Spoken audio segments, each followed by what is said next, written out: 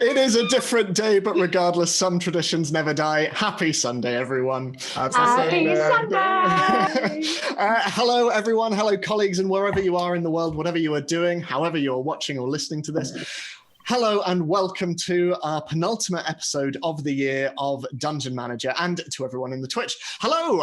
There'll be one of us in the Twitch sounding off, so feel free to introduce yourselves. We'd love to get to know you and have more lovely voices in the office. But before we begin with our penultimate episode, we have, as always, a couple of thanks. Thanks, as ever, to our assistant dungeon managers on Patreon, the incredible Graham Muir and the wonderful Rory O'Sullivan. Thank you so much. You've been with us since the beginning, and we can't wait to jump into another year with you guys. You are wonderful. Thank you.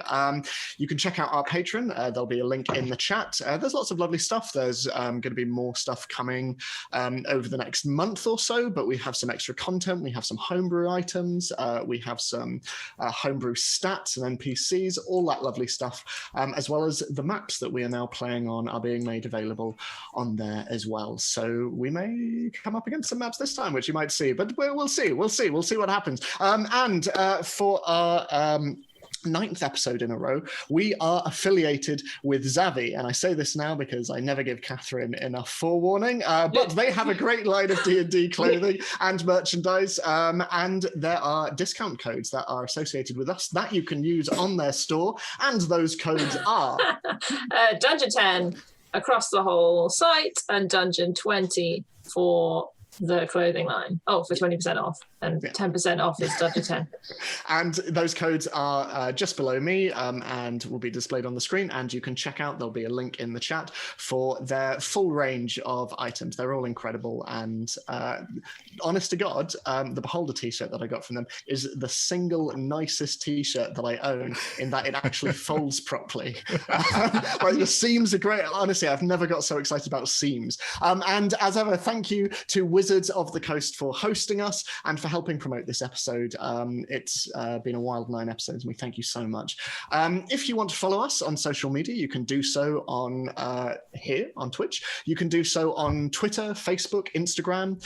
You can also catch up on all of our old episodes on YouTube, or if you'd rather listen in podcast form, you can do so on iTunes, Spotify, and Podbean. And like I say, if you would like to support us further and get some lovely extra content in so doing, you can do so through our Patreon as well, and it will be much appreciated.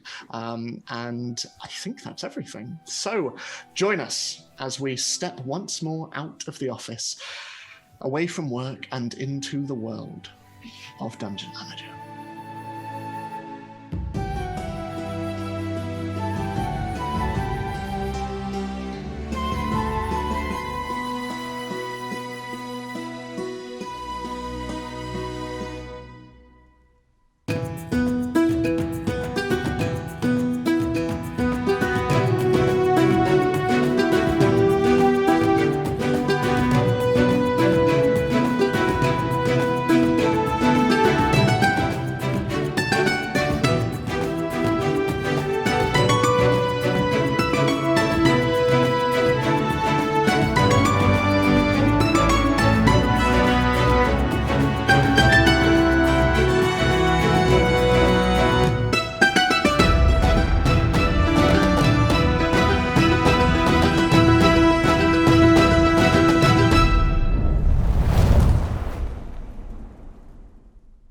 Previously on Dungeon Manager, waking in Waterdeep, inside your abode of the slumbering drow, you set about preparing for your confrontation with Ikreth Marl. Heading downstairs, Dalofarr, you were met by the changeling, Mist, informing you that Ikreth had returned to his abode of Sea Spire Manor and had not been seen leaving. They also filled you in on the manor's defenses. 6 assassins, known as the Silent, were on guard, and magical defenses lay inside its walls. In parting ways, Mist offered you their assistance, should it be required. And so, while Zini and Dalofarr, you procured a few magic items and some armor, respectively, as well as several salamander rings, somewhat burnt and scorched, mind-shielding items procured by Doc and Associate in the burned-out ruins of the Cracked Manor. the cracked mirror, rather, sorry, through myself. Terra and Oriana, you headed to Seaspire Manor in hopes of learning more about its defenses.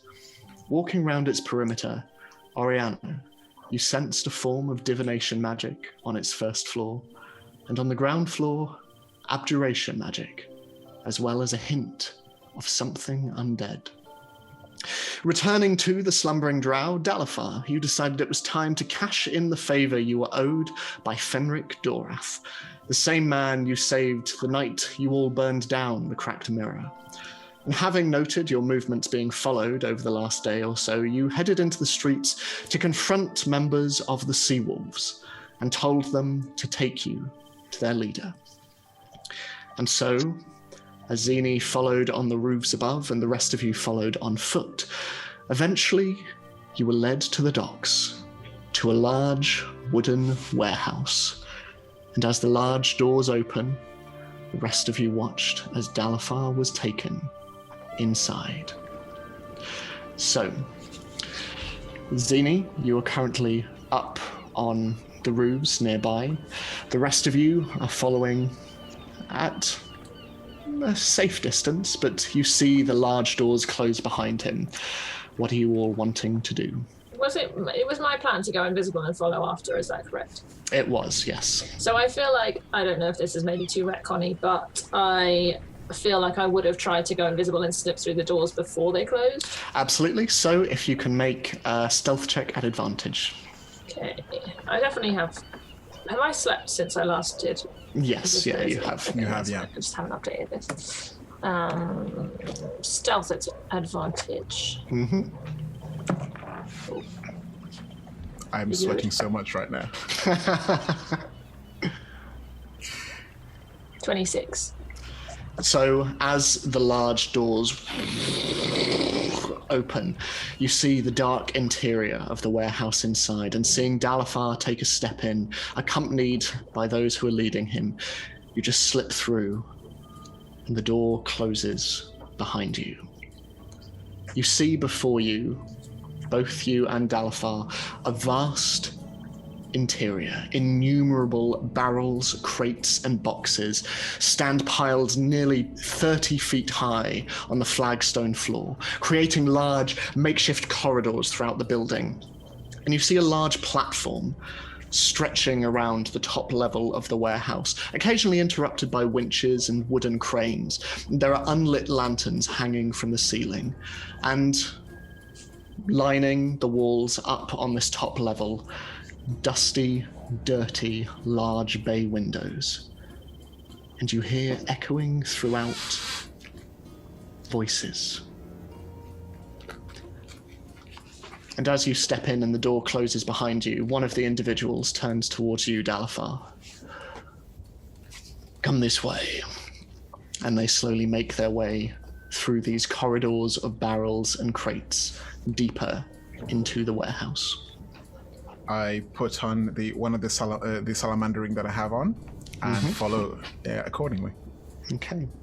So, Oriana, Scarlet, you are still on the docks, watching the doors close, and Zini, you are above on the roofs, on the adjacent building. Is there anything any of you are wanting to do at all?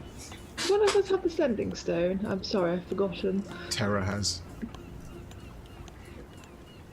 So Tara's got it and you've got Both it. the people inside. Excellent. That's brilliant. Okay. Okay, so Scarlet goes. Did you have the sending stone, Oriana? I sigh.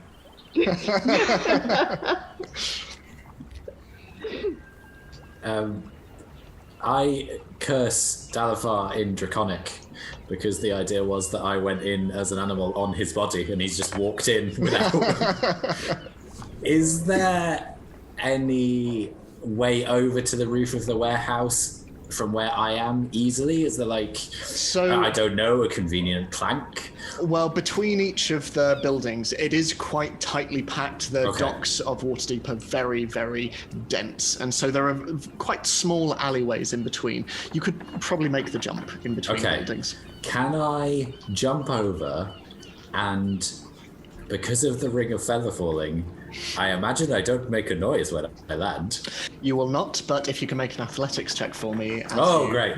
These always go well. Did you not cast Pass Without a Trace before? Oh, well, that would be a natural 20. Okay. I can never tell if it's a 1 or a 20.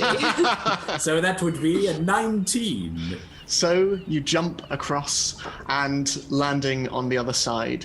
You're on the large, rather shallow, sloped tiled roof of the building. And you can see that just underneath the lip of the roof, there are large bay windows that stretch all around. You can see from where you are across the roof as well, there are a number of what look to be skylights, for lack of a better word, large wooden heavy planks that could be opened. Okay. How long did it take us to walk to the docks from when I cast Pass Without Trace? It was around an hour. Oh, okay, so that will be down. Okay. I'll cast it again. Why not? So that's another second level spell slot, that's fine. So I'll cast that again. So I take the ash and mistletoe and rub it on my finger and then hold it up and cast the spell. And then I will wild shape into a small lizard. Okay. So Like as in a gecko kind of thing that can stick to walls. Okay, so as you stand on this tiled roof, you focus, and from one of the nearby wooden slats that lie across the roof, branches start to spring out, very similar to when you were not quite in control of your magic. But this time, they slowly snake their way across the tiles and up around you, from your feet up to your thighs, up to your abdomen, and then eventually encircling your entire body. And very quietly, they constrict down, down, down, until over the roof there is just a tiny, sort of no larger than 2 fists, little wooden egg. And then this tiny little gecko just comes out, almost jet black, with 2 bronze lines down either side. Okay, can I try and find a hole or an open window that I could just slip in through, please? Yeah, sure. Make a perception check for me. Or investigation, if you'd rather. Oh, it's gonna go well. Okay. Investigation, you say. 16. 16. So, sort of tentatively coming over the side of the building, you're trying out clinging to things. It's a very weird sensation, especially as you come vertical. And as you climb down, you find yourself walking on glass. And you look down and you can just see across to the other side of the building where the other windows are. And looking around, as the head and the blood within it just kind of rushes about a little bit, you look over and you can see that inside one of the window frames there is a small crack, almost imperceptible, but you could probably fit through. Okay, I go through the crack. And also, because I'm a gecko, I lick my eye, because they can do that. And it's very much a natural thing that I then go, ew. Bonus action to lick that. So, sort of with this weird, you just sort of sucker your feet up and down, slowly getting used to it. You come to the inside of this large, wide open, fairly dark warehouse. And looking down, there is this weird kind of fisheye lens effect as you look around with your eyes. And you can see down below your friends being led towards the other end of the warehouse. Well, I can see Dalofarr, I can't see Terra. Oh, yeah, of course. Yeah. She's invisible. Obviously. Yeah, geckos have true sight in the Forgotten Realms, did you not know? So yeah, you see Dalofarr being led. Okay, to the other can side. I follow him along the ceiling? You can. I'm Spider Gecko. So, as Dalofarr and by extension Terra, you are taken through. Eventually, you come to a large pile of crates. You can still hear the echo of voices, but you are now at the other end of the warehouse, and there is still no one to be seen. And the individual who is accompanying you walks up to one of the larger crates and just... And there is a moment, and then it slowly begins to open, like a door, a large bay door, and the voices begin to get louder, and you can see light emanating from within as a large, fairly burly-looking Goliath just opens the door. And the one who's with you just says, "They're here to see the boss." In he goes then. Just down the stairs. I nod and then just proceed downstairs.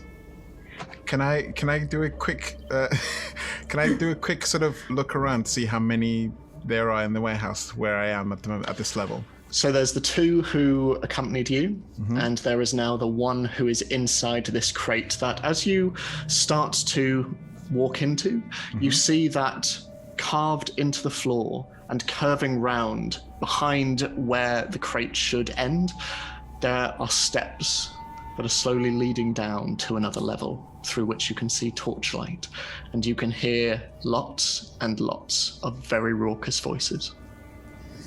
I head towards the light. Okay. And Don't do Terra? that, Billy. Yeah, I'm going to follow. Okay. And Zini, as you cling on from above, quite a bit higher, and just crane your very malleable neck down to the ground floor, you see your friends just step into this crate. And the three individuals who are stood there are in conversation for a little bit, and you hear one of them go, "So, do you want anything from the bakery? I'm heading my way there." And the Goliath goes, "Oh, if you could get me one of those berry pastries, that would be quite nice." And the other one's like, "Oh, what? Okay, yeah." And they're just sort of catching up with one another. But what would you like to do? Is there an obvious way down? Not really. It is quite cavernous and expansive, but you can see a couple of the piles of crates and boxes are packed high enough that you could probably drop down from above onto one of them. Don't you still have feather fall? Or does that not count? No, it doesn't work in wild shape, unfortunately. Just Which is a shame. around the Gecko gecko's torso. Just Geckos are quite light. Like, surely Yeah. they would take them, like, terminal From great velocity height, they would can be drop like, without. And if you die, you just, come out of wild shape. Yeah, just awkwardly transform into a dragonborn in the middle of the warehouse. That won't go wrong. I mean, maybe that's the life cycle of a gecko. It's like a axolotls Pokemon and evolution. salamander. It's like axolotls and salamanders. Zini is evolving.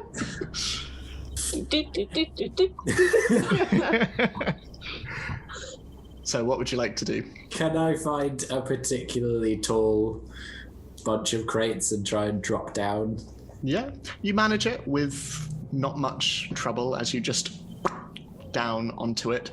It's quite steep, this pile, but you think you've had enough practice now, you could probably climb down.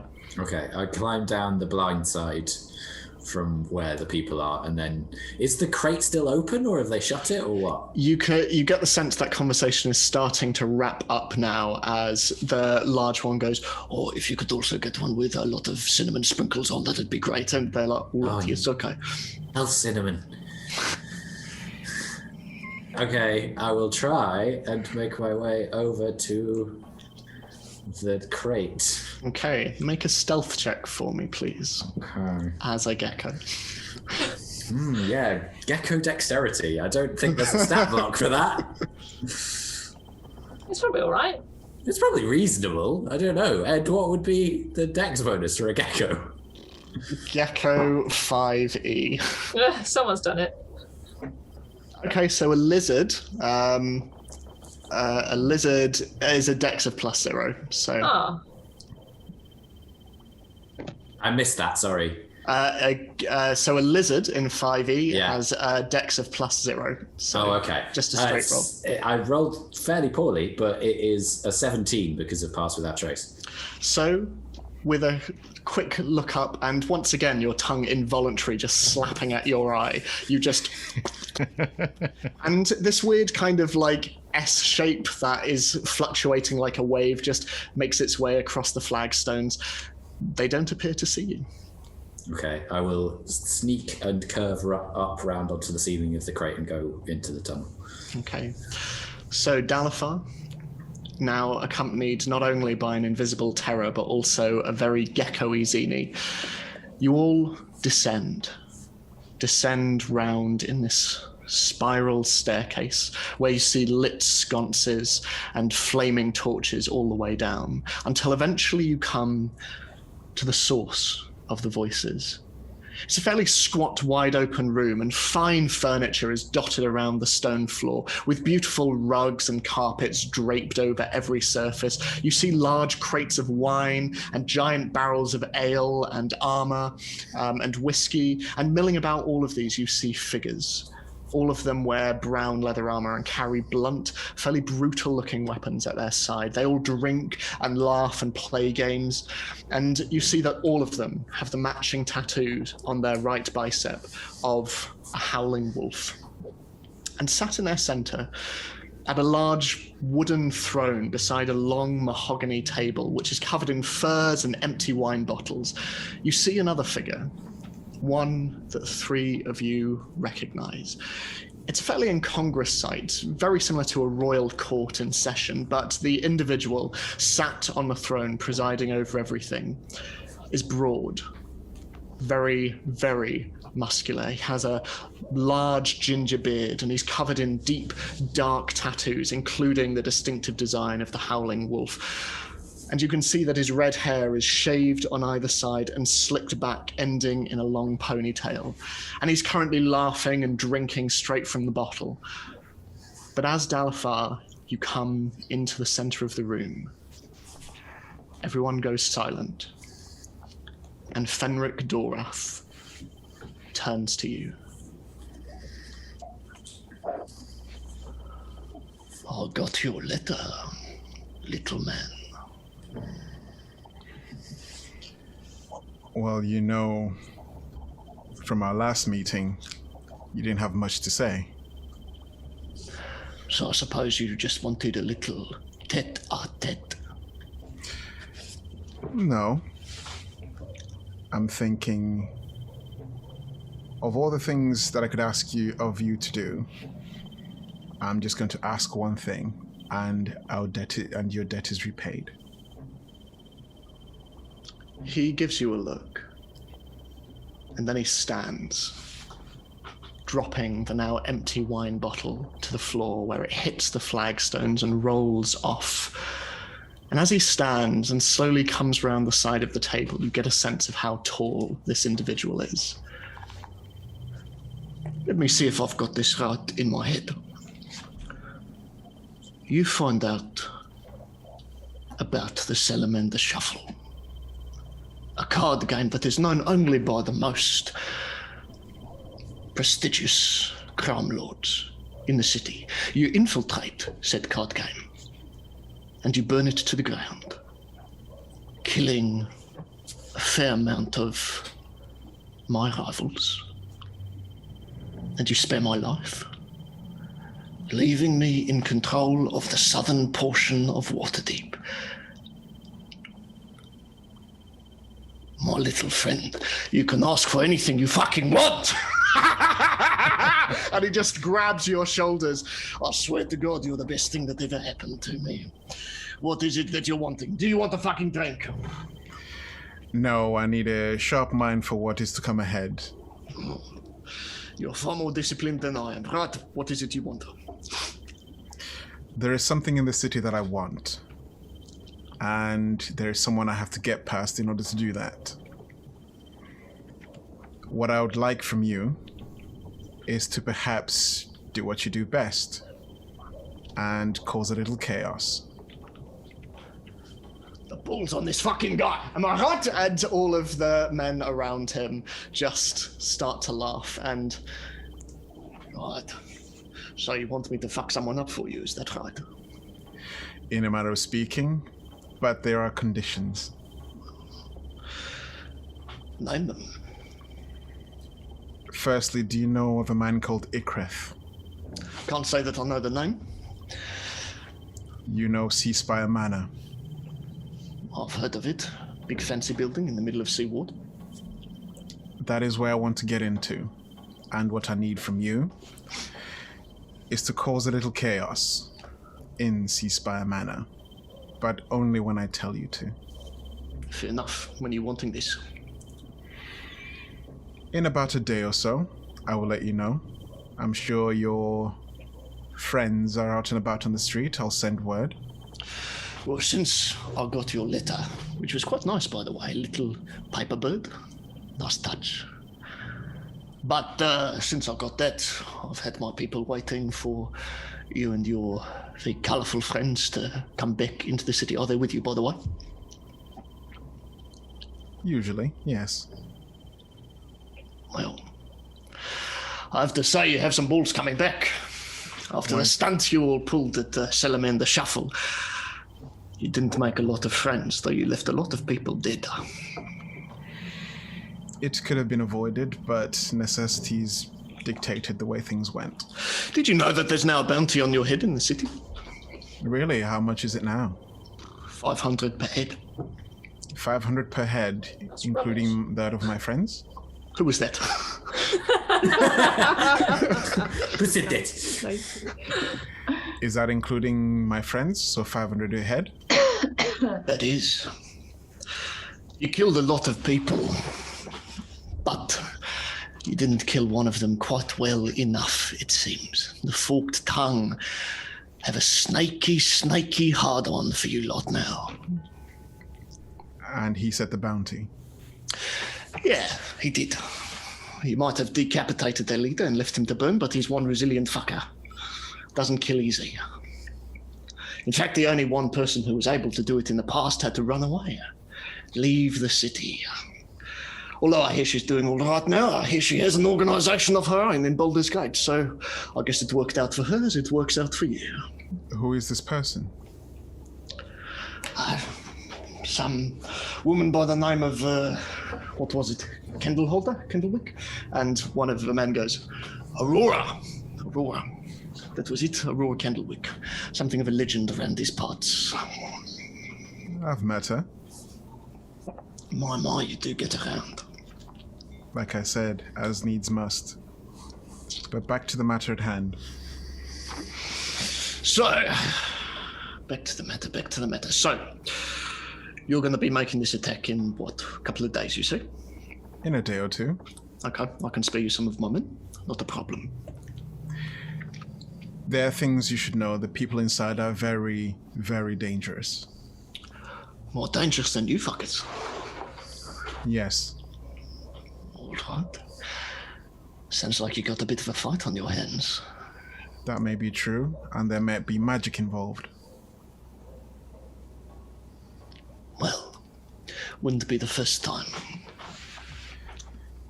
When I give you the signal, what I'd like you to do is attack the front entrance. Go in hard and fast, and stop anyone in that building. They're all killers. And I promise you they will kill you if you do not kill them. Well, in which case, they're in good company.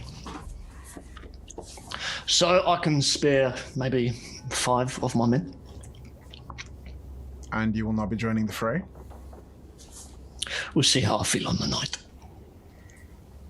But with you, I assume there is still 5 of you, 5 of my men, which seems fairly formidable.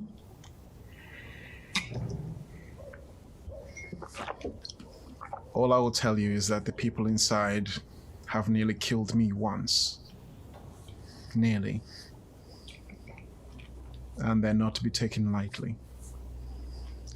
Well, the night you spared my life and basically gave me the southern portion of Waterdeep on a platter, you became a friend for life. And nobody tries to kill my friends. One other thing. Potentially in Seaspire Manor, there are a few things I am looking for. After I'm done finding what I'm looking for, you're welcome to plunder it, to even take the place as your own. I have no use for it. So, in fact, you might even walk out a little richer than you were when you walked in the first time. But if you meet the man called Ikrith, he's fairly distinctive. But I get the impression that you'd like to save him for yourself. He is mine.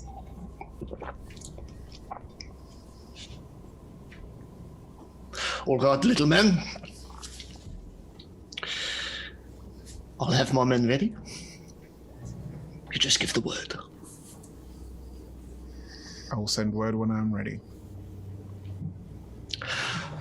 Say hello to your friends for me. Feel free to take anything that you want from here. We've got some lovely whiskey over there. We've got a couple of crates of ale, and we've got some lovely wine.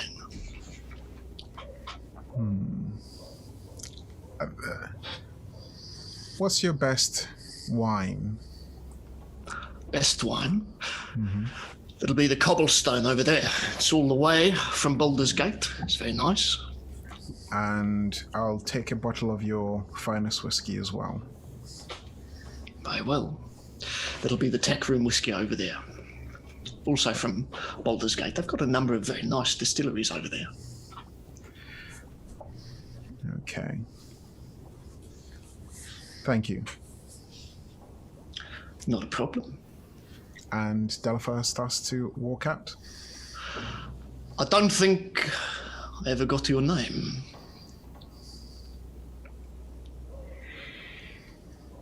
Slowly turn around. Dalofarr. It's lovely to make your acquaintance, Dalofarr. One question before I go.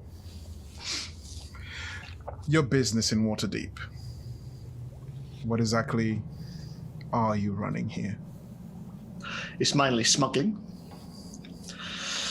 Smuggling and contraband items.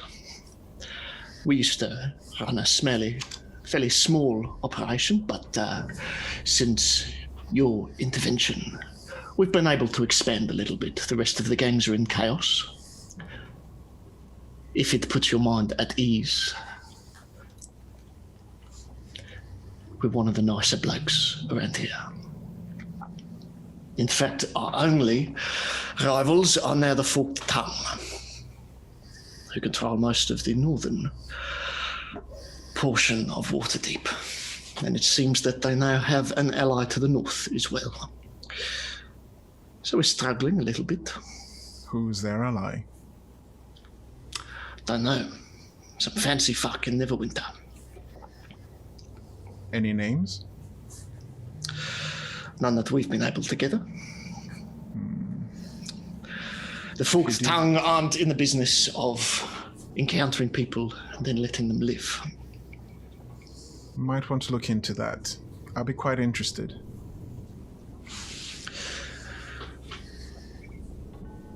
Cheers. I nod and start to head out again. And Zini and Terra, you hear and see all of this. Are you following?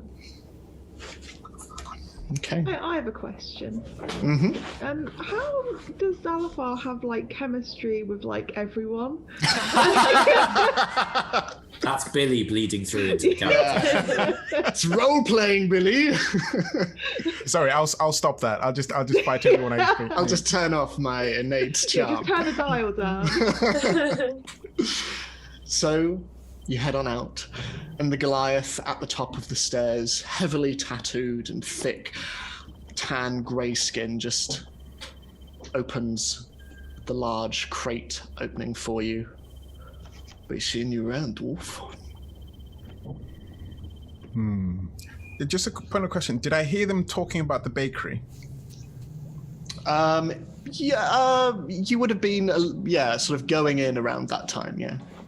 Okay, well, I asked the giant, the bakery you were talking about, where is that and what is it called? Well, it's in Market Ward, and it's Ben's Buns. I fucking love it. Thank you.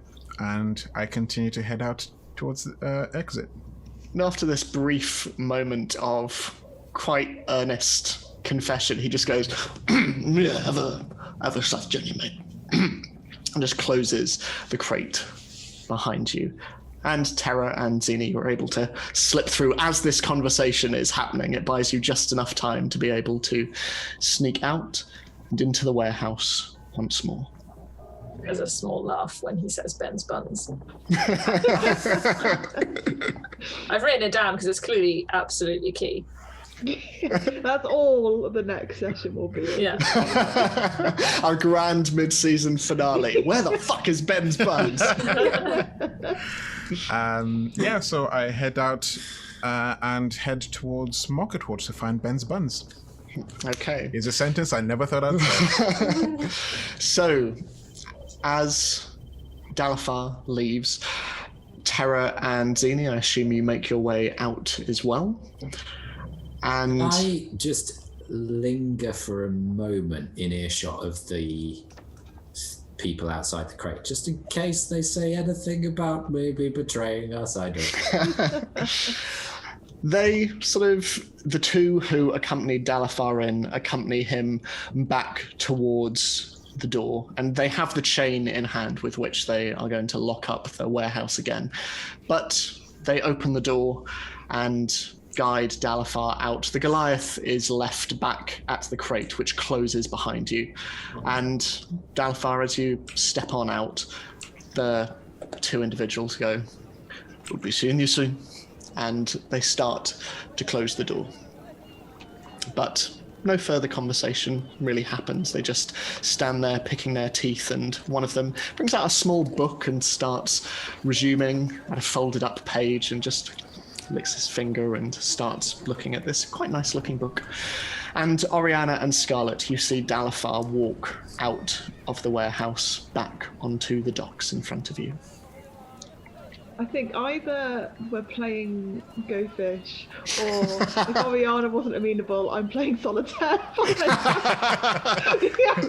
You're probably playing Solitaire. Yeah, I'm playing Solitaire. Nevertheless, food-themed playing cards. Nevertheless, it's happening on a barrel between you, and it's almost as though, at first glance, as though you were playing together. But one look at Oriana's face probably confirms this is not the case, as Dalofarr and Terra and Zini sort of rushing across as a tiny little gecko. You're all reunited on the docks. What's the name of this gang? I can't remember. The Seawolves. The Seawolves. I just got wolf people.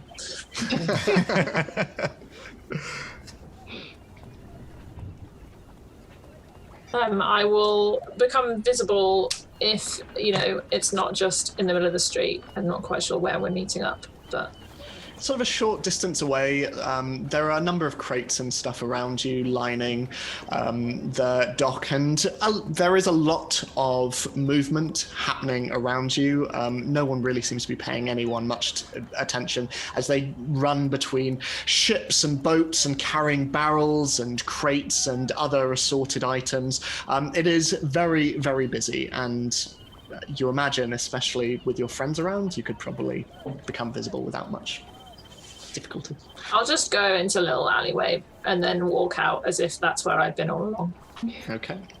And Zini, are you sticking as a gecko? I do that classic disguise thing of just sneaking behind some crates, dropping wild shape, and then walking out from behind them as if nothing happened? Yeah. So we're essentially both just appearing from alleyways. Presumably not the same one. No, but I'm just going behind some crates and then coming out the other side. Superhero transformations where they suddenly change into their costume. Not a fantasy telephone booth then. No, we're both, similar, but we're both kind of doing that thing of we just suddenly change shape. It's the magical equivalent of like going downstairs behind a sofa. Just... Except a tiny gecko comes through, and then a 6-foot-tall dragonborn comes out the other side. Naturally. So, Dalofarr, as you find the very distinctive red chef hat in the crowd and rejoin Scarlet and Oriana, and Terra and Xena, you both come out from your respective hiding places. There's the hustle and bustle of the docks all around you, but you are met. Well, that went better than expected. You're alive, that's good. That's a big positive. But is it though? I'm joking. I'm sorry. It was a bad joke. So we seem to have a little backup. I've basically asked Fenric to provide me with a distraction, more or less. And on my word, they're going to assault Seaspire Manor from the front. And what that means is that it'll cause a bit of a ruckus, and a little help, no matter how little, might be really good for us, really. When I give them the time and date that we're going to assault Seaspire Manor, they'll be ready, and they will start the assault, which gives us time to enter by another way and hopefully have the upper hand. So I think that gives us a good fighting chance of getting the whole thing done relatively well. Most importantly, come out alive. Good work. Sounds like a good plan to me. Yeah. I think maybe the next thing on our list should be finding a way to counter the magic that we know is there, especially the divination. What I'm thinking is that we'll see what happens with that magic once they do assault Seaspire Manor. And perhaps we can find a way to either avoid it and then get inside. Let me just check where. So it was the whole first floor has divination, and the center of the ground floor has defensive abjuration type stuff. Yeah. And there's maybe some undead there as well. Okay. Is there like a spell that's just like counter spell or like anti-magic, or is there like a thing? Well, there is the spell counter spell. Yes. Oh, okay. Yeah. And I probably wouldn't know what that does. Scarlet. Yes, I've now won Solitaire. I'm doing the thing where the cards go across the screen, but with my spoon, because that's how you officially finish a game of Solitaire. Mm-hmm. Do you know if there's any magic that stops other magic? I feel like I don't need to roll for this knowledge yet. Would that be correct? Yeah, no, that's correct, yeah. Yes, I believe there are a couple, although unfortunately I haven't learned any myself. I do have my Sanction spell that can make a particular area immune to divination magic, but it's not portable. It's for How big is that? Space. I will think back to when I first learned the spell. All the way beyond. I mean, it'd be in your cookbook, wouldn't it? Yes, let me look through my cookbook. Flick, flick, flick, flick, flick, flick, flick, flick, flick, flick, flick. Tonks is helping you. No, it's Juliet. It's Juliet. It's fine. Yeah. Sorry, yeah. Juliet is helping you. Counterspell. Any magic player knows counterspell is one of the worst things ever. It can be up to 100 feet on each side of the cube, so it can have quite a large area. Couldn't we just use that on the entire floor? go in on the first floor? I don't know if that would work. I would like to think about whether that would work, to my knowledge, which I may not know. Private Sanctum. Is it? If it's 100-foot cubes, then it could just be the whole building. Yeah. Covering 2 floors. It'll cover more than 2 floors. If Ikreth is also in the building, then it won't matter because he can still. Because he'd be in the cube. It stops stuff moving through the barrier. So if everything's inside the barrier, then it'll still work the same. It just won't move past the barrier. Yeah. So if there's already divination magic inside the cube, that magic will still work. Well, I so assume so, unless Ed thinks differently. yeah. So divination. So basically, with Private Sanctum, it stops divination magic from getting in. Creatures in the area can't be targeted by divination spells, and I think it also stops you from teleporting as well. So. Yeah, you can still use spells within it, but just no one within it can be targeted by divination spells. But if there's a divination effect already happening, would that count as targeted? If you went into that space, would that count as being targeted by that spell? I mean, I would say if you could be affected by that spell, if Private Sanctum was cast over that area, you probably wouldn't be able to be affected by that, so if we cast it over the whole building and we all wore our salamander rings, then even though Ikreth is there, he still wouldn't necessarily pick up on it. It's basically like cutting the camera feed. Yeah, basically. I think that's worth doing. I can certainly give it a go. It is rather lengthier than many of the spells that I cast. It takes an entire 10 minutes to finish the cube, so much best to be done when we are not in the midst of battle. Do you have to be inside the cube yourself when you're casting it? I think I need to be within let's say 120 feet. Okay. Of the area I am. Because if we could keep you somewhat out of the fray, then that might be, safer. Do you think? If Scarlet stays outside the walls, cast a spell, once it's up, we can, however many of us go in. Absolutely. I think that would be worth doing. As far as it goes, once it's cast, it's cast. Okay, so you can move around. Yes, I don't need to particularly concentrate on it like with other spells. It's it's very, I've found it very useful in the past for those that can divine their surroundings. But it is essentially just for divination and a little bit of teleporting. Any the abjuration, for example, will be completely unaffected. Yeah, so we still need to tackle that, but that deals with the first floor. Potentially. So I suggest we set that up, and then we all go in on the first floor once the front entrance has been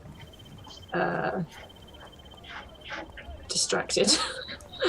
We go in on the first floor, and then go down if we don't find what we need. I think so. But also it stops Ikreth from teleporting out, am I right? It would. Nobody can teleport in to the area, and nobody can teleport out of the area. That's good, because it means if he isn't in the building and he finds that we are in the building, he can't suddenly arrive. That is true. He would be able to simply walk inside. It's not like the hut spell I use, where only certain people can be granted entry. Yeah.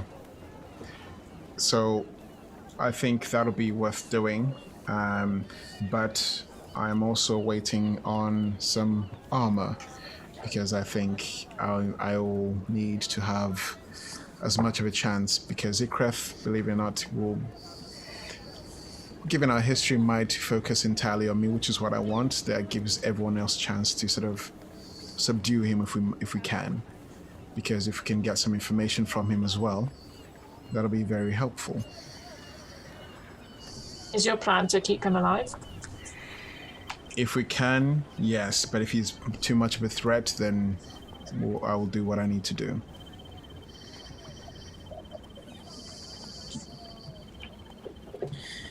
So that deals with the first floor. What about the Abjadudu on the ground floor? I feel like that's maybe more our wheelhouse of how to deal with it, don't you think? Well, but if it gets rid of all of our magical stuff, that's quite a lot of things that we won't be able to use. Though I suppose the enemy wouldn't be able to use it either. That means that Oriana couldn't vanish and reappear like you do. Is that because of what Scarlet's going to cast? I think that's right. No, it's because of what's on the ground floor. There's an area of abjuration magic on the ground floor. Does that mean that you can't use spells then? I thought that was just general defensive magic. Well, I don't know.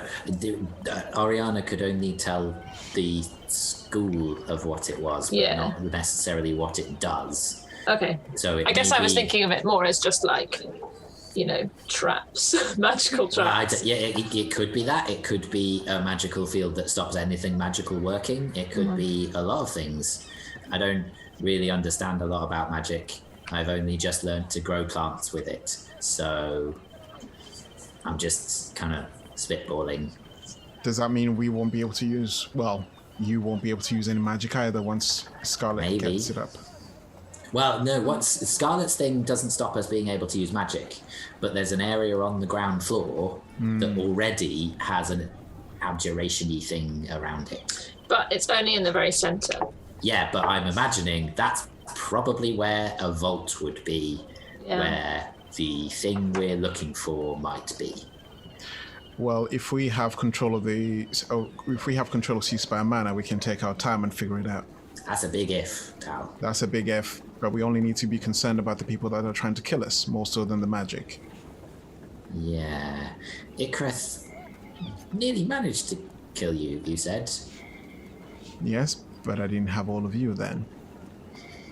There are ways to deal with things that don't involve magic. That is true.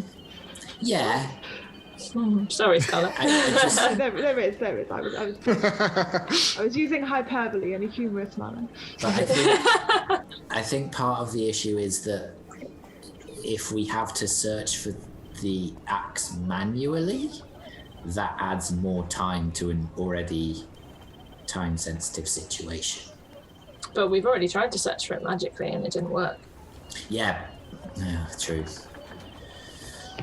I think manually is our best option. Yeah. We've done everything we can to make this as speedy as possible. Yes. And make sure that we try and get in without being picked up on. Even if we do, the defenses from the assassins and potentially even Ikrith would take care of those. We effectively disable the defenses for time. I don't know if there'll be reinforcements, but we'll have the Seawolves for that.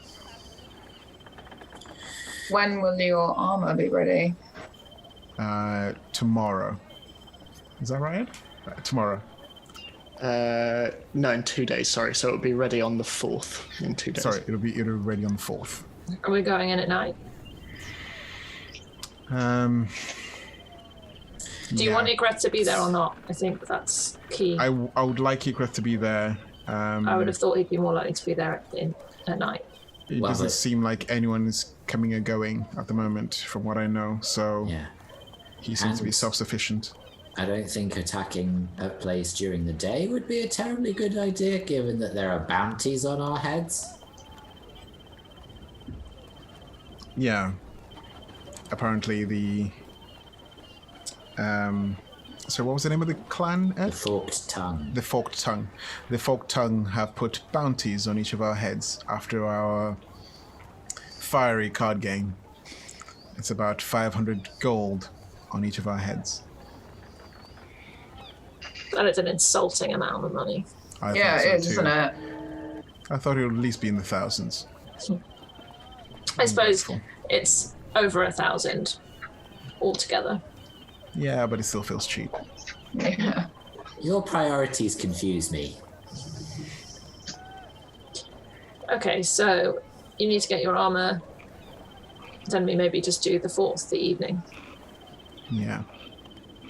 I think so. Is there anything else we can do in the meantime? Well, I'm going to visit a bakery because I think there might be some sweet treats. But in the meantime, I pull out the wine and hand it over to Scarlet.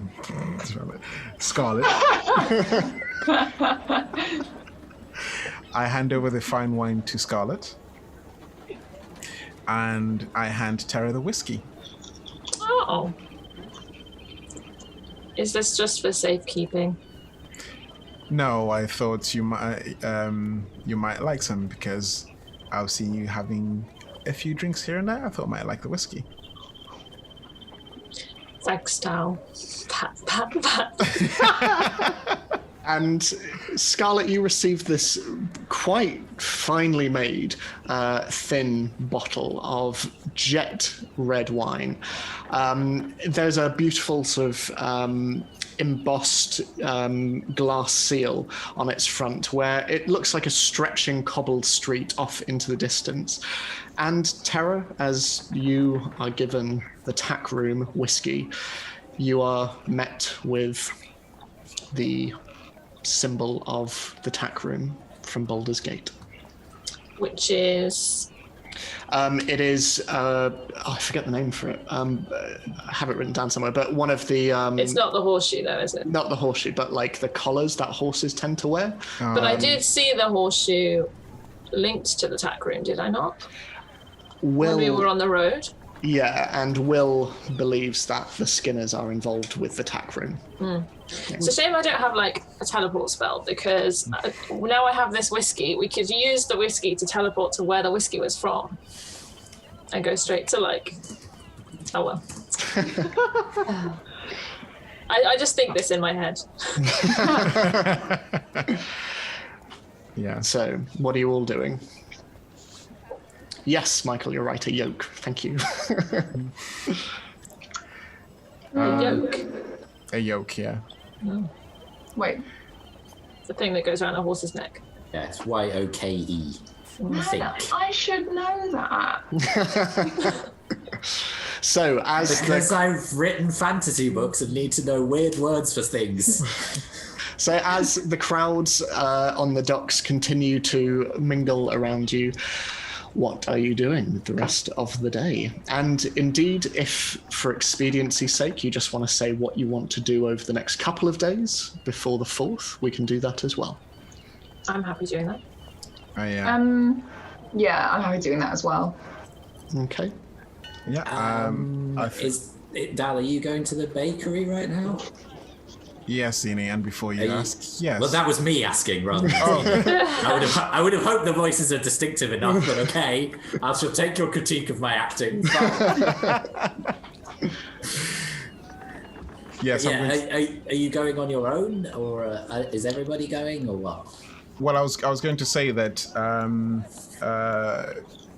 So as we conclude this sort of catch up and the planning, I go. Well, there's a bakery I've heard some good things about, and I thought we could use a little treat. And I'm heading there now if anyone wants to join me. I'd love to come. Yeah, why not? Wine and a bakery? You are spoiling us. I'm going to go and see if they have a Boldaran bun, even though we're not in Baldur's Gate. Okay. So you head through the city until eventually you make your way to Market Ward. And He could be called Ben's Boldaran Buns Bakery. Wow.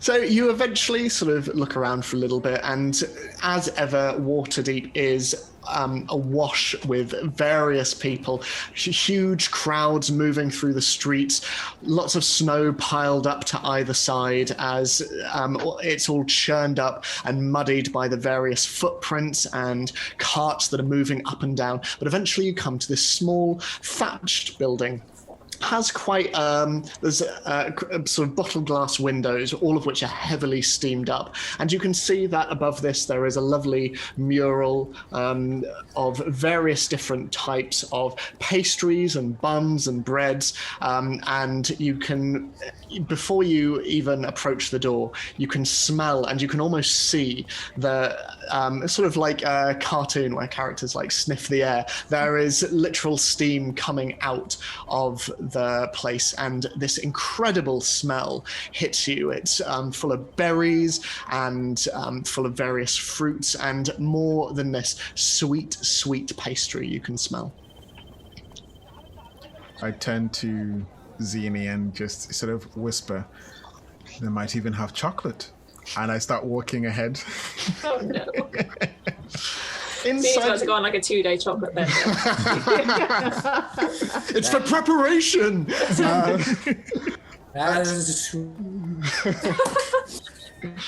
So you head on inside, and you see that off running down the entirety of the left-hand side of this building, there is basically one long serving table with various displays of different pastries, different cakes, different types of bread. You can see something scarlet that resembles focaccia. There's a whole bevy of different savory and sweet items. And you can see behind there is a fairly elderly looking gentleman, sort of bent over a little bit, little sort of hunchback, and he has long wispy moustache that stretches down almost to his waist, and he has this long dirty apron over the top, and his very, very long hair is in this very impromptu, what looks to be a hairnet, and you can see off towards the back, manned by a number of different individuals. There are 3 large, what look to be ovens. There one which looks even like a kiln, and you can see that there are a number of tables that are lined across the right-hand side of the room. But as you approach, this long moustached individual looks up with these very large blue eyes and, "Hello, how can I help you?" Well, I heard you had some of the best treats.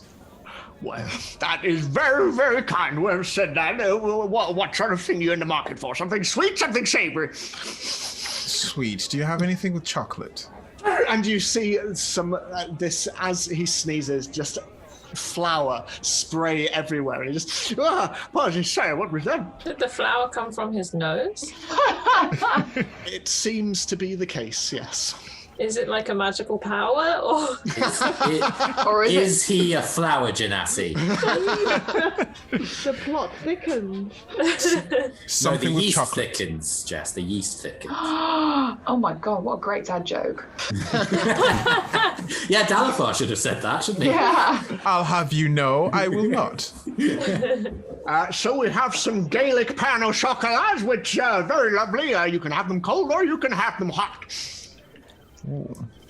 Can I have one of those hot, please? Absolutely, it'll be no more than around a couple of minutes. Is there anything else that any of you would like? do you have any bold air and buns? Well, they're in buns. No, we don't. We don't. We have Waterdeep fancies, though, which are these lovely icing things over here. Okay, I'll have one of those. Okay. And I see a chef has entered our midst, and he gives a little bow. It doesn't make much of a difference. He is a very stooped elderly gentleman. Is there anything from our range of delicacies that you would like? What would you recommend yourself, good What sir? would I recommend? Oh, well, this is the titular Ben's bun. It is very simple. It has cinnamon, it has raisins in. It also has some... it has some hints of vanilla as well, seeded throughout. It's a delicacy, if I say so myself. I will take one Ben's bun, please. One Ben bun. And what about for the moody lady at the back? Would you like anything at all? You got anything savoury? I have a bread roll. I thought you said that was focaccia. A bread roll, just one. The focaccia is full of sugar. Don't ask us why. It's Subway bread. No. Too fancy for you?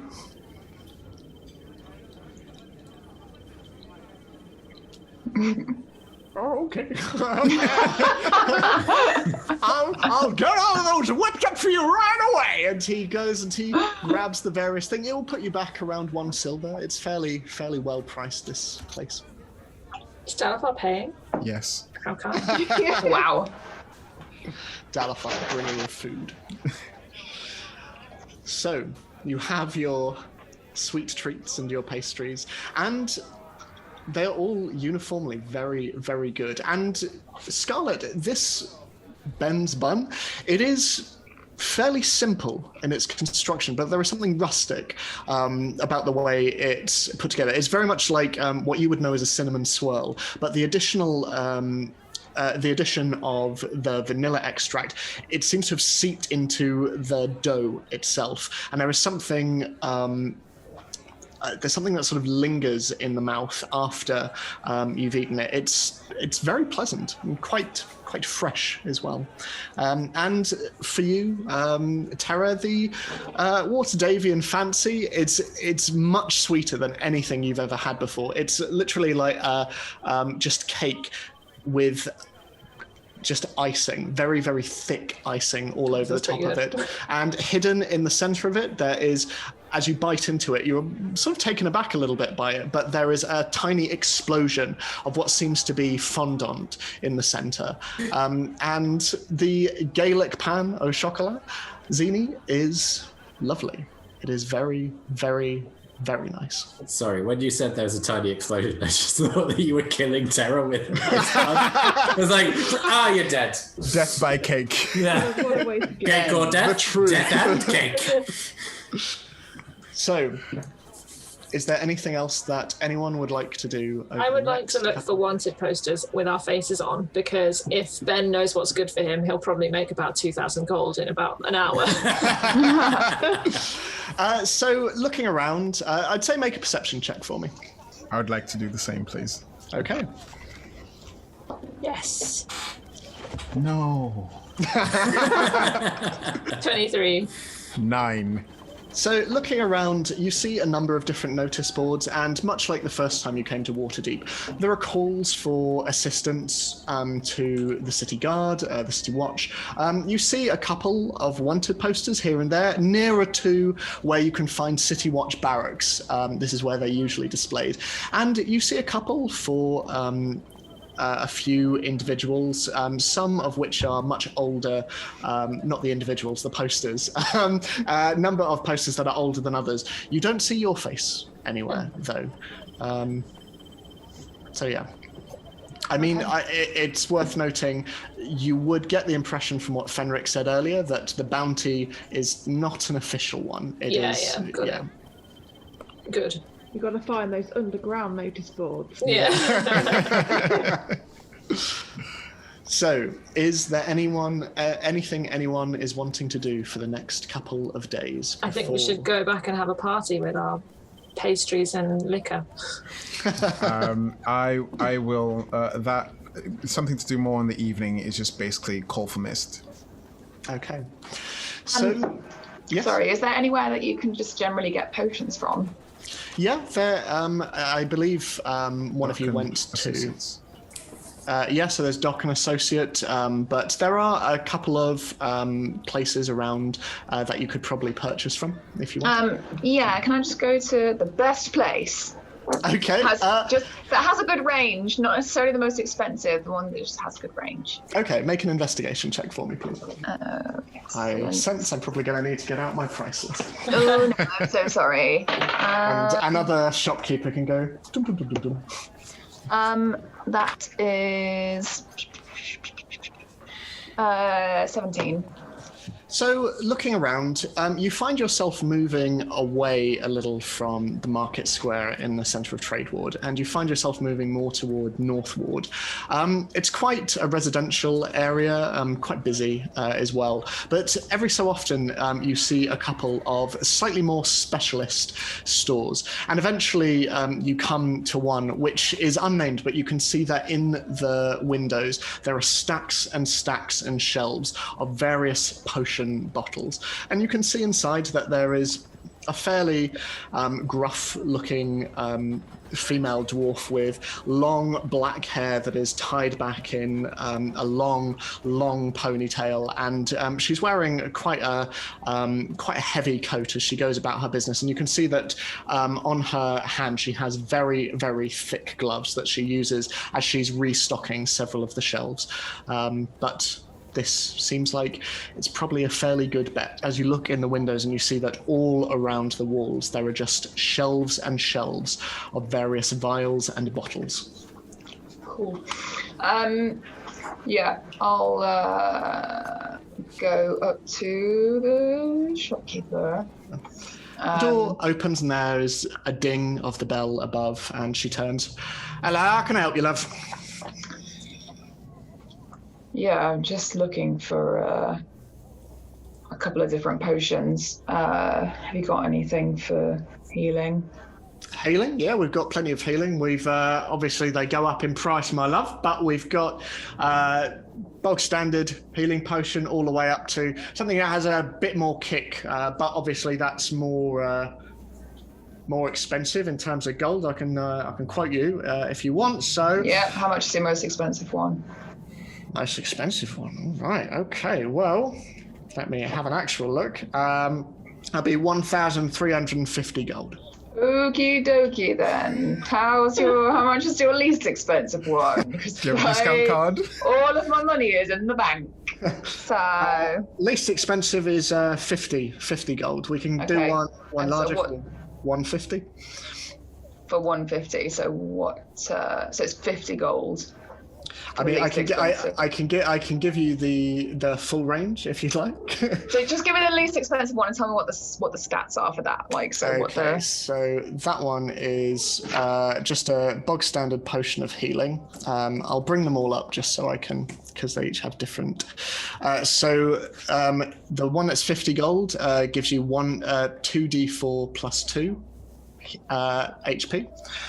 The one that's 150 gold gives you 4d4 plus 4. That's fine. That's fine. That one? I will take 6 of the potion of healing. The Okay. first one. Okay. So 6 of those, so that will put you back 300 gold. Yes, that's 2d4. What was it? 2d4 plus 2.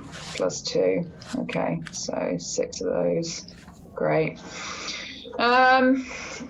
What other fancy stuff you got? What potions are there? Tell me more. All right. Okay. Well, as you can see, we've got a fair amount lined around. We've got potions of healing. We've got potions of flying. We've got potions of fire breath. We've got potions of enlarging, shrinking, anything you want, really. Is this legal? I feel like if this was the real world, you wouldn't just have like a potion of fire breath just in a shop. Like you'd need a license to buy that. You know? Oh, for sure. Wait, are you also saying then that you're going to need a prescription for those? Oh, 100%. Have you got a potion of haste or anything? Yeah. No, we've got a potion of haste. Let's have a look. Potion of speed. So that will be 400 gold for that. Okay, how much was the first one? That was 300 gold, you say? Which For the potion of healing, was that 300 gold? for all 6 of them. Yeah. Okay. 300 gold. And what does what bonuses did the potion of speed give me? Basically, it increases your armor class because you're so fast, and it doubles the amount of actions you can take, I believe. I defer to Michael, who has most recently been under the influence of a speed Whose potion. character is addicted to. Yeah. Yeah, you get +2 to AC. You can move double your movement speed in a single turn, and you get an extra action that you can use to attack, dodge, or disengage. And is it an extra action for each action you can already take? I can't remember. Well, you can only ever take one action unless you are a fighter and can do action surge. So it would just basically be, if you take an action, you can take another action, but only do those things. It means you could basically hit someone and then run away, and then hit someone. like and then I run was, away. like I was doing as the gigantic wolf. Yes. Yeah. What is- Okay. And that's 400 gold, did you say? That's 400 gold, love you. Okay, I'll take one of those, please. Lovely. All right. Oh, First you time. can, sorry, you can also use that extra action to dash, so you can like quadruple your normal speed. Yeah. So you could move 120 feet in 6 seconds. Yeah. Like Roadrunner. Yeah. Is it a bonus action to use a potion? Yeah, I rule it to drink your own potion, bonus action to feed it to someone else, and action, because it's a bit Okay. fiddly. Don't do that, Jess. Yeah, I just had the. I was like, this was a mistake, and I kept on doing it. It was a bad time. It was a bad time all around. Maybe I did natural bottle, and then it would look less bad. Maybe. That's all that I need. Thanks. Not a problem. Feel free to come back anytime. First time customer, you've spent a solid amount of gold, so you're always welcome back, love. Good. I would also like to go to the bank, please, to withdraw some money. Yep, absolutely. So how much would you like to withdraw? I'll withdraw 2,000 gold, please. Okay, you're able to do so. Miss Moneybags. Who's is keeping track of how much is in the bank? Because I don't I'm know. keeping track of how much I have. Yes, Okay. I'm keeping track of how much I have. That means I'm meant to be doing that too. I probably have it somewhere. You're probably in your overdraft, and you're just like, oh, I've got money. It's I don't fine." use that. I just kind of have it there. Just it's a nice surprise, isn't it? Yeah. So, Do we get as- interest on the gold in the bank? No, you don't. Mainly because I can't be bothered to work that out. So- Lazy. Just yeah, lazy. yeah, setting up a bank. Yeah, so you buy your items and you all eventually congregate back at the Slumbering Drow, and you have your pastries and you have your various alcoholic beverages. And as evening comes, unless there's anything anyone else is wanting to do, Dalofarr. I just want to do a little thing. Sorry. Yeah. Can I just check what's in the pouch that I got the other day? Yep, so there is 10 gold inside. Okay. And in addition to this, there is also the requisite amount of silver tokens that you have used up. Yeah. Something. Thank you. So, I keep forgetting about that. All right. so, as evening wears on, Dalofarr, you call for Mist. And it's around an hour until you hear a soft on your door. I open the door and look outside. Mist is standing there without the need for a disguise or anything like that, and they look down and... So, I take it this means you have a plan? Indeed. And I step aside and gesture inward. So, how can I be of assistance? The plan is to assault Seaspire Manor on the night of the 4th. All right. And I've spoken to Fenric, and he will give us 5 men, apparently, to effectively, I will use them as a distraction, and we will enter by another way. Was there more? Sorry, just out of game, just asking. There was more than one entrance to Seaspire Manor, am I correct? So there is just the main gate, and then around the manor house there is just a wall. Okay, right. Okay. Yeah, so we'll all assault the front gate, and then what we'll do is seek to nullify the assassins within, and Ikrith, I assume Ikrith has not left the manor? I have not seen him, no. As far as I'm aware, he's still in his tower.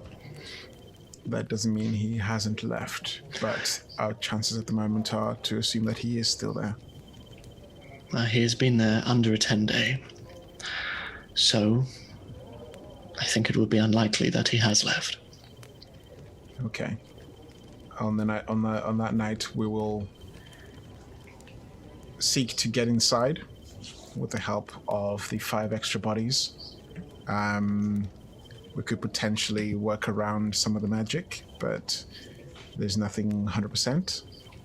And I'd like to ask that you accompany us inside. Because the more help we have, the better, really. And I will hopefully get to either Ikreth to get what I want and I'm looking for, and potentially get some information as well if I can out of him. He won't be easy. He's a very formidable person. And make an exit, and hopefully we shall all still be alive at that point. Do you want me on the ground floor, or do you want me to accompany the 5 of you? I'd like you to accompany the 5 of us. All right. And they place their hand out. It'll be an honor to fight alongside you. As it will be mine too. And I shake his hand. I've heard many things from Sheol. I look forward to seeing them proven right. Don't believe everything you hear from Sheol. I've learned not to. In that case, I will see you night after next. Thank you. I'll wait at Seaspire Manor. Keep an eye out just in case. And I'll wait in one of the nearby alleys. That'd be great. I'll see you soon. And they stand and just nod and head on out. So, with 2 days until the 4th, does anyone want to do anything in the way of preparation? I would like to ask Ori where she... I don't know if she made it obvious that she went, because when we were coming back, she sort of went off. Did she announce that she was going to a drugstore? I'm calling it a drugstore because it's basically what it is. Holland and Magics. Holland. If Ori did say where she was going, I'd like to ask her where that was, so I can also go and perhaps purchase some potions. I didn't say where I was going. Okay, but we saw you leave. Mm-hmm. In that case, ask me where I went. No, I think that'll be a very bad thing to do, and I want to sort of be alive for that. So I think I will also look for a place that over those 2 days to be able to look for a place that has a variety of stuff. And I would also like to pass through the bank and take out some. I mean, my maths seem to be correct, so I'm going to take out. I'm going to take out 1,000 gold as well, please. Okay, sure thing. So, what are you in for expediency's sake? What are you in the market for? What are you looking for? I would like a potion of speed.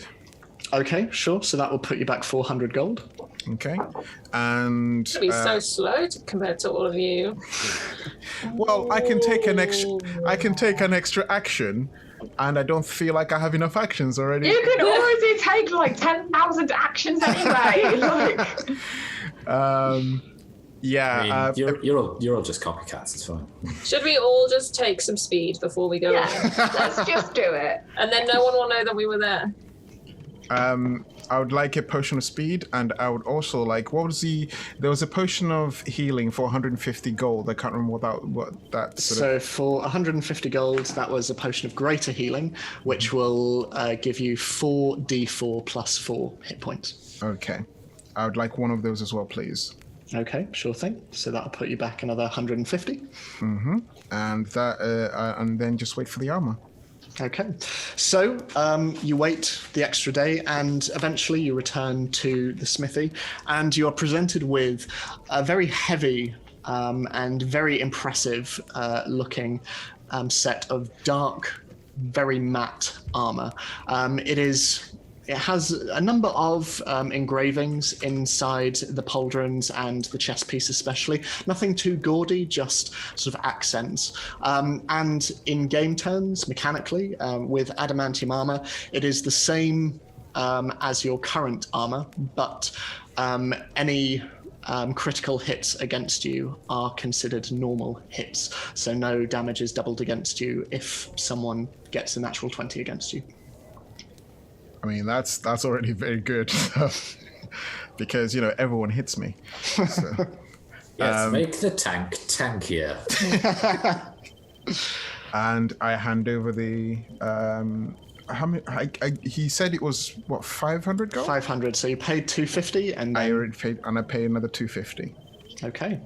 So Dalofarr has his armor and his potions. Does anyone else want anything before the night of the 4th?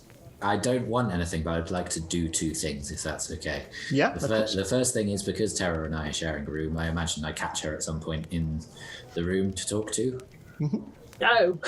Run away! Run Okay. away. Yeah. I won't give you the thing that I was going to give you. That's fine. No, I'm here. So I hold out my potion of speed, and I hand Like a it drug to deal. her.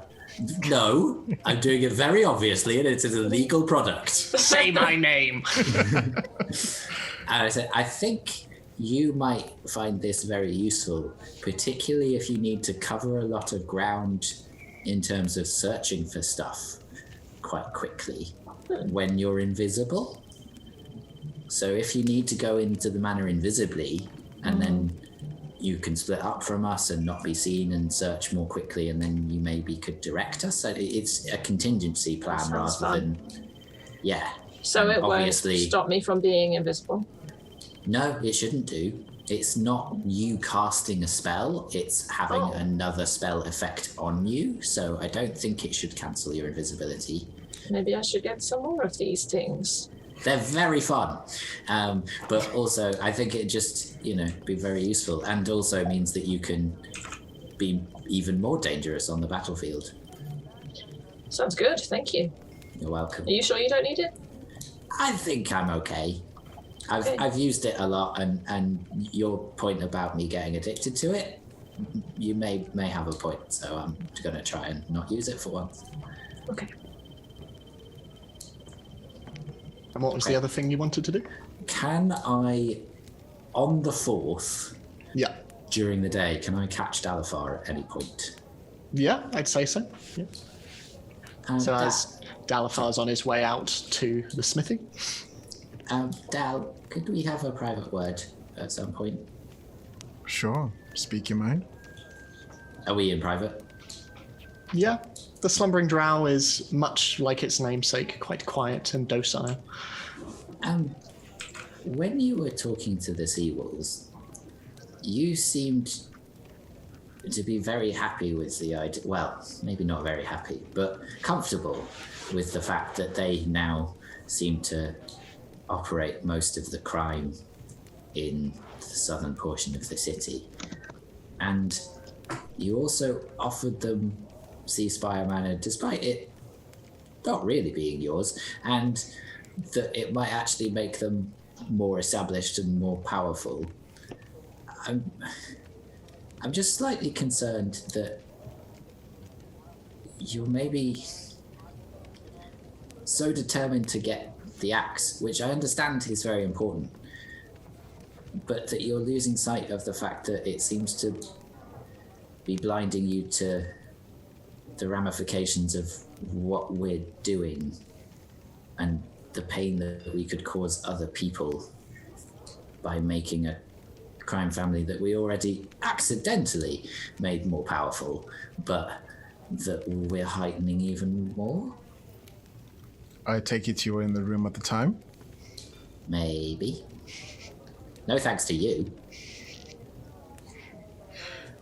I understand your concern. And there are the few things that I suppose I should explain. Yes, I gave him free reign of Seaspire Manor, which is not mine to give. But if you knew the Ivory Silent and Ikrith as I do, the Seawolves are virtually low on the scale. But when we get inside and everything goes to plan, I don't plan to leave anything of great value apart from perhaps gold. And anything that they could use to get an upper hand, I will not leave behind. I will not give that kind of power to any smuggler. And I think you heard me ask him what they actually do in Waterdeep. and he was under no obligation to tell me the truth, but I think he did. The idea of smugglers running around, I think, can be handled by the local troops. But say if it was something to do with abduction, murder, perhaps child labor, I would have a much bigger problem with them. But at the moment, they are fairly low. But also keeping them alive means that the forked tongue do not get a full hold on the city, which, considering that there is a bounty on our heads, means that they are potentially being kept in check by the Seawolves, even if by a little bit. So in the great scheme of things, the Seawolves are perhaps the least evil. And evil is such a flexible word, but more accurate to say they're perhaps the least dangerous in the livelihood of Waterdeep. I'm not looking to clean up the city. It'll take for a much bigger force than perhaps we can muster. We were able to take out a lot of the other crime bosses. Perhaps they were doing things much, much worse. Of that I can't be sure, but at least we have less of the competitiveness of those crime families, meaning that the focus can be on perhaps a handful.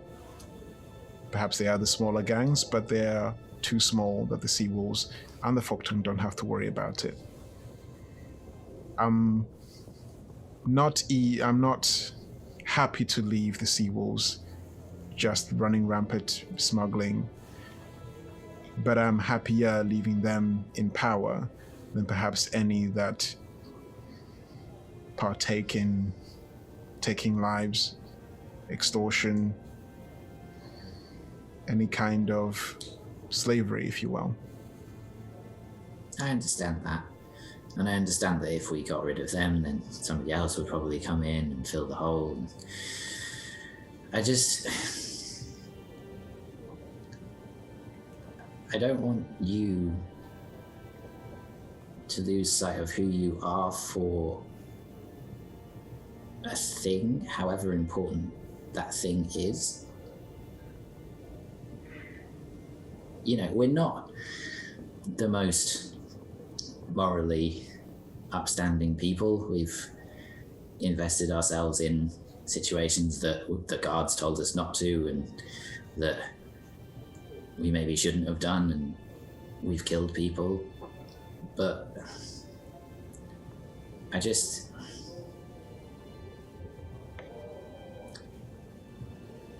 don't want you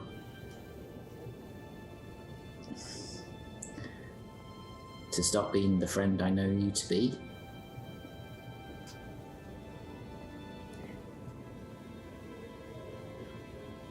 If there's nothing else that you keep in mind, Zini, is that I care greatly for all of you. And we've had our disagreements. Still will. And we still will. But I've lived enough of a life to know that I know what it is, the kind of person I want to be. And I live with that each and every day. I do not cause harm where I don't have to. And I do what I think is the right thing, which sometimes may be clouded in shades of grey. But that is all I can do.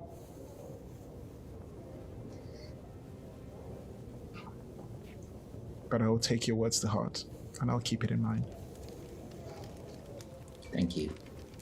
And also change your beard your hair back to white. It looks so much better that way. Dalofarr just bursts out laughing. And I start to leave. Vinny has no idea how hard it is to get hair from dark to light. She has no hair. Yeah. Like she has feathers. That is it. I mean, yeah, but I can also ask. For fun. Nice. I can also ask Scarlet to just use prestidigitation. True, actually, I guess that would work. Hypothetically, sure. Do you just have to do it like every 10 minutes though, or is it permanent? No, I think it's a. Correct me if I'm wrong, Scarlet, but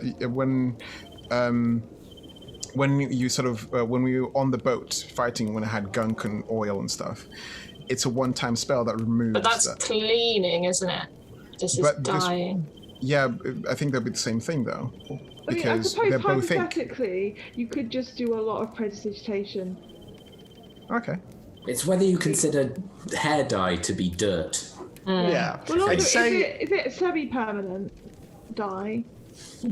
yeah, yeah. It's It's a normal hair dye. It can What did the wash box out. say? What did the box when you did?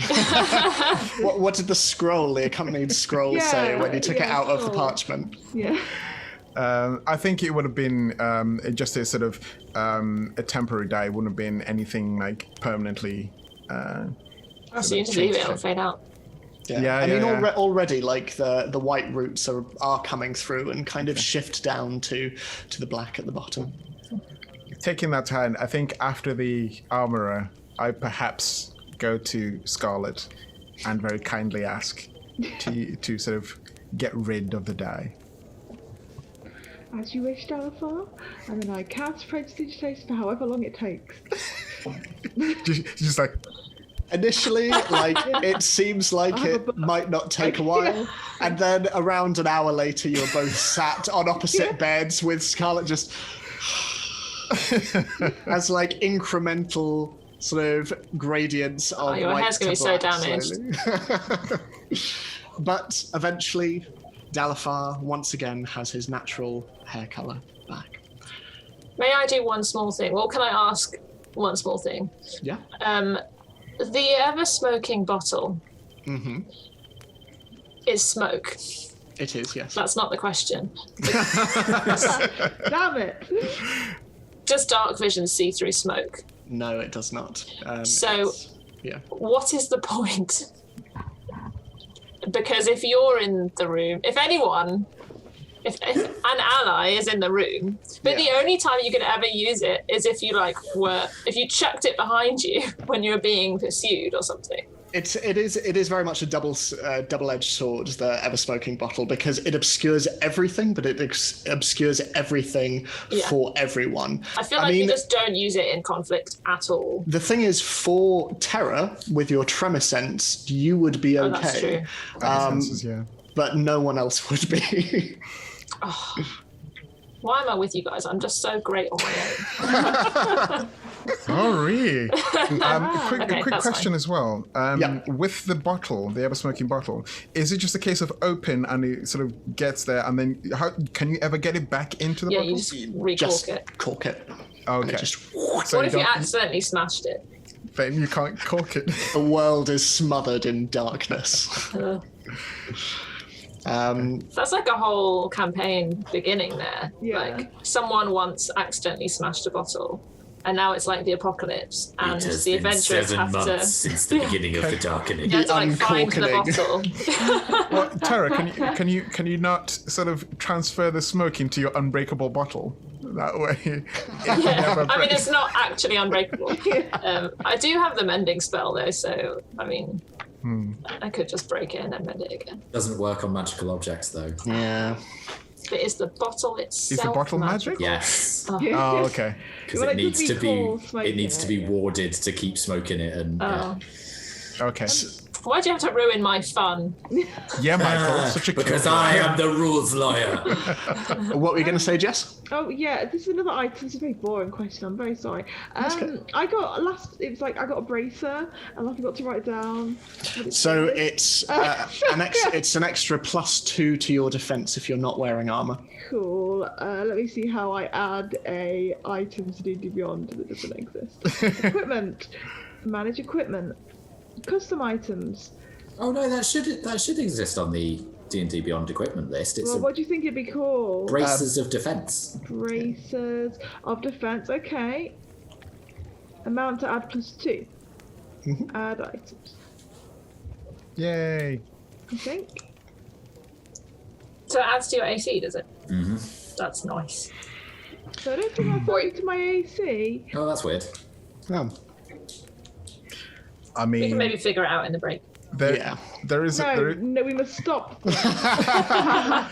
Careful out. just so you know as well. Yeah. There's a potential for my AC to go up to 26. How? So coffee maker's +2 already, so that gets up to 20. And if it's a ranged attack against me, it's +2 coffee maker. It gives me an extra +2. But then with the potion of speed, so it's 24, not 26. Sorry, potion of speed, that'll be a +2 to AC. So I'll go up to AC 24. Yeah. If that were to Break out the dragon, Zed. I guess we'll see. Ed okay. gets all of his work for the next session. It's like, right, it's smell. It's gonna happen. Plus 16 to hit. Yeah. So, as the 2 days wear on and you set about preparing, eventually the night of the 4th arrives. And as you all get ready to leave the slumbering drow and leave your respective rooms, you see sat in the corner as you come down into the main portion of the slumbering drow, a group of 5 rather burly looking individuals, including the large Goliath, all sat around a table, all of them wearing quite heavy coats, but all of them with the sleeves torn off to show and display their large, very ornate tattoos. And they look around and nod at all of you before standing. And the Goliath says, "So, you're gonna lead the way for us?" Yes, and I will direct you about what it is that I want you to do. Only on my orders do you do things. Are we understood? For the time being, you lot are the boss. I nod and then start to head out. Okay. So you're walking through the quiet streets of Waterdeep. Snow and ice cover the various paved roads. And eventually you move out of Trade Ward into Seaward.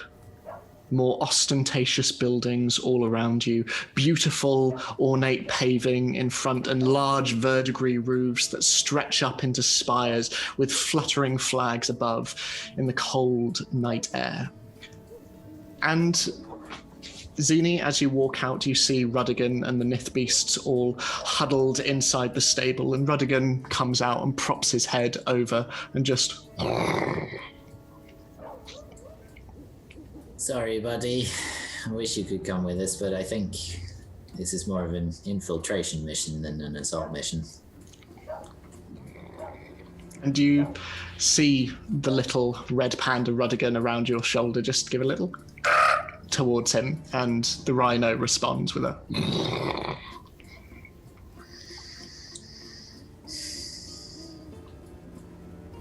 Let's go.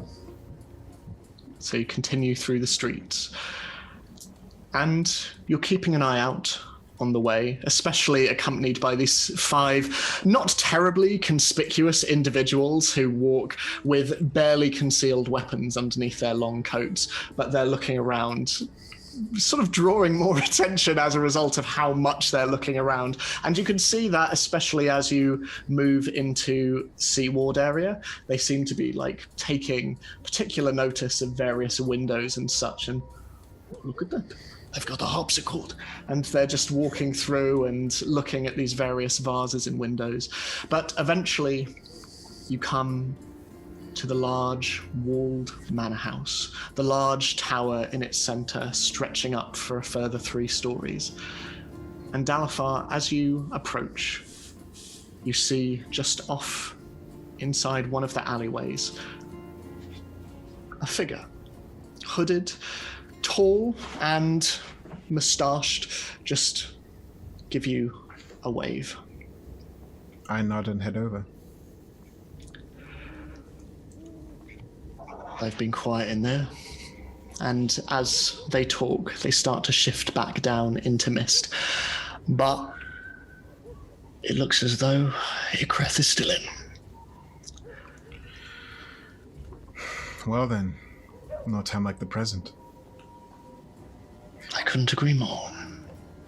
Turn to Zini. If we were to open that gate, do you think you could give us some fog cover?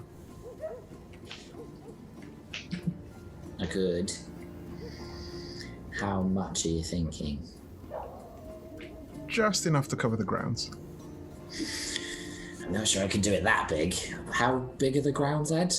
I can bring up the map. So I'll bring that up on roll 20.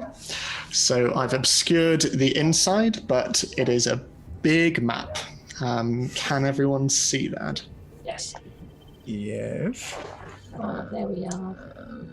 So you're all down at the bottom with mist. I can't move myself. Oh no, I just accidentally drew. I'm so sorry. Oh no. No, that's okay. It's a red line.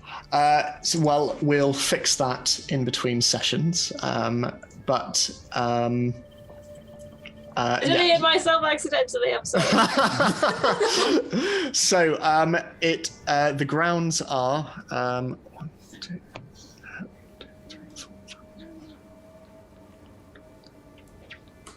170 feet across. Okay. But the actual building itself is Around 120. Yeah, so Okay. we'll just about get Scarlet Spell around most of it. Yeah. Yeah. Okay. Turn to. Okay. I Yeah. can cover 60 feet if I use a 3rd level spell slot, but that is it. Oh no, 60 foot radius, so diameter would be 120 feet. So I Okay. can cover the majority of the grounds, but I need to be within 120 feet of it, Sure. and I need to concentrate on it, so I might be a bit limited in what other things I could do. I think it's just for the initial proceedings. Okay. Tara, do you... sorry, I look over at the gate. Is there a lock on the gate? There doesn't seem to be, but you can see that either side there are 2 fairly tall towers, and these sort of fairly small in comparison to the actual tower in the center dot around the outside of the wall. Okay. What kind of gate is it? Is it a sort of a bridge that lifts by pulleys, or is it one that just opens in? No, it's just hinged gates, large, heavy wooden with iron hinges. Okay. Well, I think if we were to approach under mist, that might be under fog. Sorry, that might be best to sort of disguise us for a little while until we actually get inside and open those gates. So just to clarify order, the first thing we need to do is Scarlet needs to cast her spell because that takes 10 minutes. Yes. So we need a way to signal to the Seawolves when we're ready, and then Yes. they attack, and then Yes. we go into the first floor. Yes. Right? There is also only one entrance. Is the main gate, unless you Yes, climb the but could we not go in a non-entrance? wall. I don't. If I remember correctly, there was no other entrance apart from the gate. And you could potentially climb the walls as Yeah, well. that's what I was basically thinking. Okay. In that case, we could try climbing. I briefly look at Zini. I might have a slightly non-efficient way of getting us all up there without risking too much climbing, Which is? but we'd probably have to go one at a time. Is anybody frightened of spiders? Nope. No. This is good roleplay right here, because I am. I'm freaking terrified of spiders. Because I can keep the fog cloud up when I'm in my animal shape, and I once saw a very, very large spider. So theoretically, I could carry all of you up there if you rode on my back, or I took you up in a silken sack. Oh, I think I'd rather the first. Well, but you'd have to cling on quite tight. That's fine. You'd be Yeah, That's fine. that's fine. So I could do that. Sure. We'll do that. What, And once Dalofarr, what's your signal for the Seawolves? Would dropping the fog cloud be a good enough signal? Or yeah, I think that'll be a good signal. So, no fog, we go in. Yes. No, wait, I thought it was the other way around. Once the No. fog goes up, they go in. No, we're approaching under We're cover approaching of fog under fog. and climbing the Right. walls so that they don't Right. see us climbing the walls. And then bringing the fog out. Okay, Yes. I understand. Once we're close to inside or inside. Well, Yes. once Scarlett's put the Yeah. spell up. Yeah. Got it. Mist, can you get up there, or would you like to come with us? I can hop the walls, not a problem. From what I've seen, there is a garden round the outside of the house, but once I'm over the wall, I can sneak in through one of the windows or through the front doors if needs be. If at all possible, keep yourself hidden until we actually engage in battle. As you can see, and you see them slowly start to shift until they become what looks to be a moon elf. I'm very good at keeping myself hidden. So cool. Okay. We'll go with that plan. Everybody ready? I bulk up.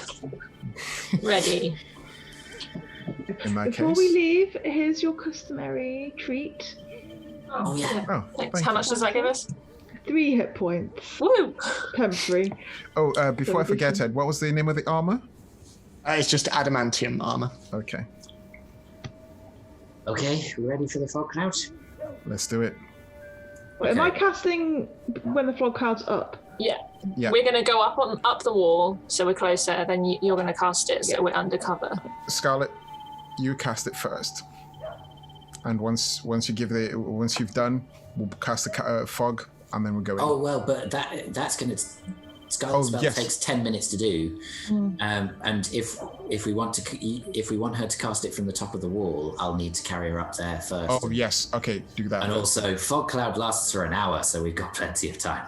Okay, let's do that then. Okay, so I want to cast fog cloud in the way that I wanted to do it first time, but forgot.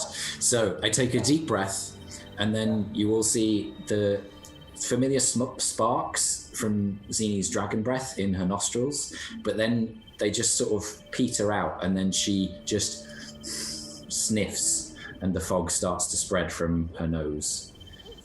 So You're from, like Ben's Bakery, but But smoke version. It's almost like Gandalf weaving the smoke. so from out of the alleyway, across the street to the outer wall of Seaspire Manor, much as like Volthaven, a dome of fog slowly lifts over everything, engulfing the grounds and slowly pushing forward towards the manor itself. And as you start to hear voices inside the grounds, voices not of alarm, more of confusion as to why it is so foggy, and you hear one, "Even in winter it shouldn't be quite like this. Continue on." And you start to see a few shapes in the fog at the top of the wall. You ready yourselves, and the Seawolves pull out their weapons, and Mist pulls out their twin daggers. And as you prepare, we will begin the storming of Seaspire Manor next week. And we'll see how that goes for our last episode of the year. But as ever, thank you so much for joining in, everyone. For everyone who tuned in the chat, for everyone who's listening, for everyone who's watching after the fact, thank you so much. It's massively appreciated, and we can't wait to be back next week. It will not be our last session of the year, though. It will be our last session of this campaign, but we will be coming back for a one-off Christmas one-shot, which we're very excited to announce more details of. And And if you would like to hear more about that, you can do so on Twitter, Instagram, Facebook. You can follow us on YouTube, and you can follow us on iTunes, Spotify, and Podbean, all that lovely stuff. And if you want to check out our Patreon, obviously, feel free to do so. It'll be much appreciated. But in the meantime, we will see you next week, and we will see how 2020 wraps up, because it's been a great year so far. So we'll see if that's reflected in game as well as out. But in the meantime, stay safe, continue wearing masks, washing hands, all that jazz, and wherever you are, we hope that you are well. We love you very much. Bye.